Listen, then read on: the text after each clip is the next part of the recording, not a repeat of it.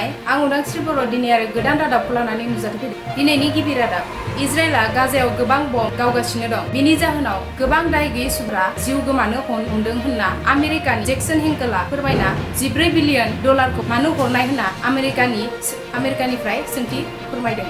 तेलेंगानायाव राहुल गान्धीनि बिसायख'थिनि रेलियाव दोलो दोलो सुबुंफोरा बाहागो लाफैदों।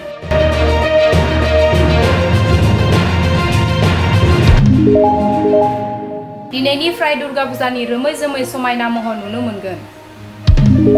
रङियाव मैगं फालांगिरिया ड्राग्स फाननाय पुलिसजों हमजादों।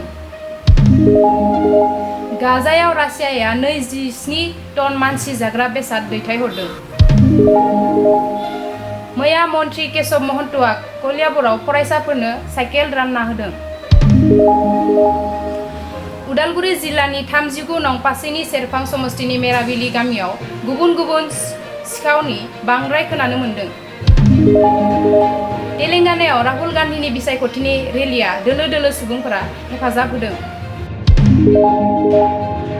नमो भारत रेलगारिखौ मैया गिबि मन्त्रि नरेन्द्र मदिया बेखेवनानै होबाय आरो मदिया बुंबोयोदि बे रेलगारि भारतारिफोरा गिदिंदोब्ला गोग्गानाय मोनो होनना।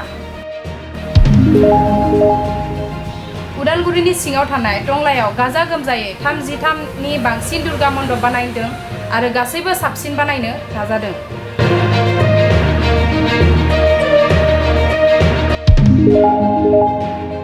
नवरात्रि की पवित्र षष्ठी पर मां कात्यायनी को मेरा नमन बे सोदोबखौ गिबि मन्त्रि नरेन्द्र मदिया टुइटाराव बुंदों।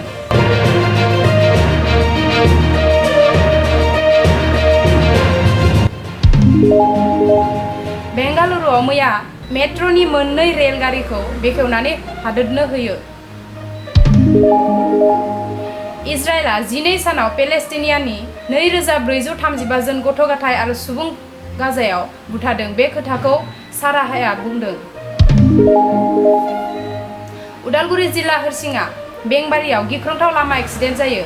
रनजित बसुमतारिया मटर साइकेलजों थांबाय थानाय समावनो बे एक्सिडेन्टआ जायो। बेखौ उदालगुरि देहा फाहामसालियाव एडमिट खालामदो होनना सुलुं मोननाय जादों।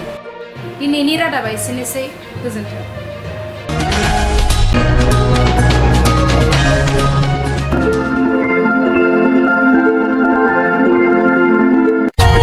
For more updates, subscribe to our channel, click the show links and enjoy watching the videos.